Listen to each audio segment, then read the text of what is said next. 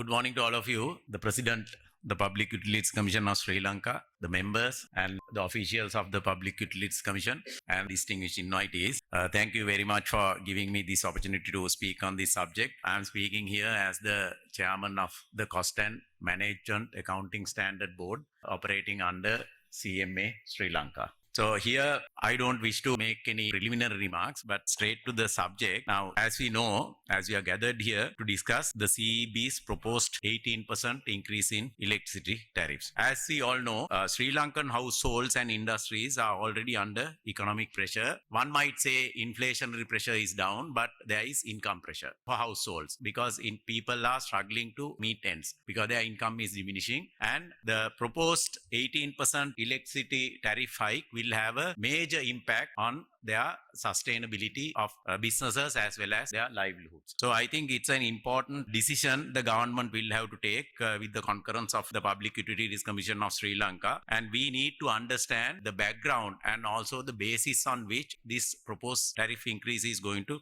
take place. And a decision of this magnitude must be underpinned by transparent, data-driven justifications. It should be transparent and it should be data-driven because we as accountants know that if there is a inevitable and unavoidable cost increase, at least part of that will have to be passed down to the consumers. We quite understand that. But what we need to know is whether this process is transparent and whether the process is data-driven.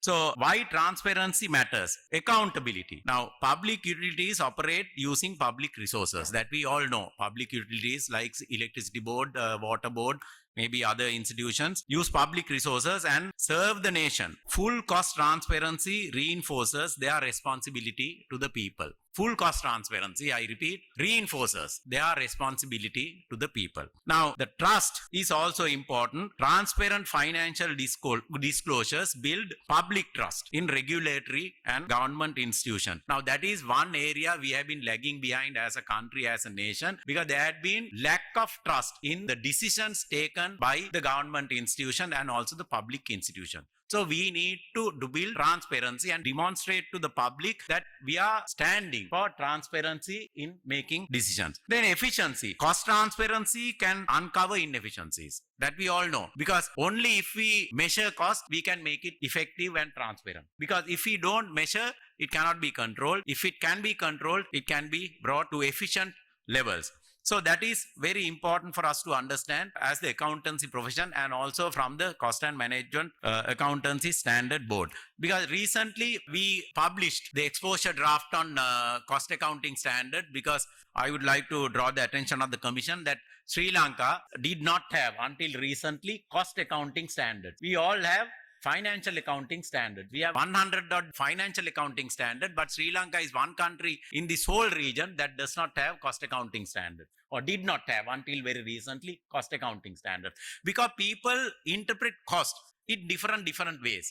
If you ask me what cost is, I will give you one answer. If you ask another person, he will give you another answer because there is no standardization of cost. We don't know how exactly to publish cost data on a standard format. So here, what we are trying to do is to come up with standards for publishing cost data. Having cost data only is not sufficient, but we need to publish them for public consumption. Then the people will know at what cost these products and services are produced. Then the background to this is the legal and regulatory justification. Now, the PUCSL has a mandate to protect consumer interests while ensuring sustainability of utility providers. We all know that sustainability of utility providers is of utmost importance. We can't be hiding under various public discussions and not allowing cost increases to be passed down to consumers. We know, but then we need to know what sort of cost increases we are talking about and what are the root causes of these cost increases. Why these cost increases is taking place. That we need to know. As consumers, we also need to understand, we need to know what is driving costs, what are the cost drivers of this whole product. And then the Sri Lanka Electricity Act and PUCSL Act provide a basis for cost reflective pricing, but also for fair, just and reasonable tariffs. Cost reflective, but it should be fair, just and reasonable. Because when you talk about cost, now, okay, when in business, when we have cost pressures, profitability pressures, the first thing that comes to our mind is not the price increase, but look at cost, how we can look at cost. Then my submission is we need to break the cost into different components. We need to know what is the construction of the electricity cost, what is the total cost of generation, what is the cost of transmission, what is the cost of distribution, administrative, overhead cost, and debt servicing and subsidies. Generation breakdown by source, we need to understand, what is the source of the generation, what is the cost of each source. Then transmission cost, infrastructure maintenance,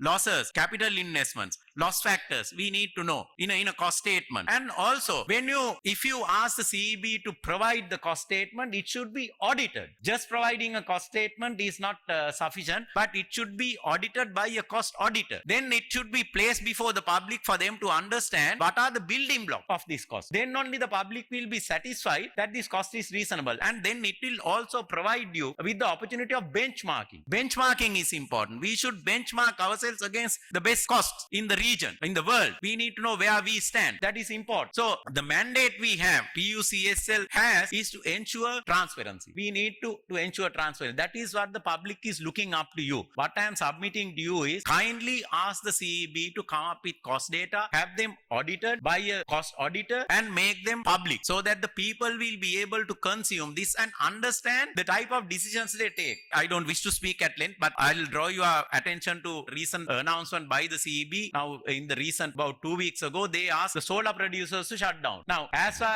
a member of the public, what I understand is solar generation is the cheapest cost. So, in an emergency, if you are asking the public to shut off solar electricity, cheapest cost, that means you are shutting off cheapest cost and relying on high cost. What is the rationale? There may be a good rationale, but we need to know what that rationale is. So, my submission is costing is important. Costing should be made transparent. It should be made public. We need to understand the breakdown of the cost, generation, transmission, and distribution, and have it audited. And please discharge your responsibilities by the nation. Thank you very much.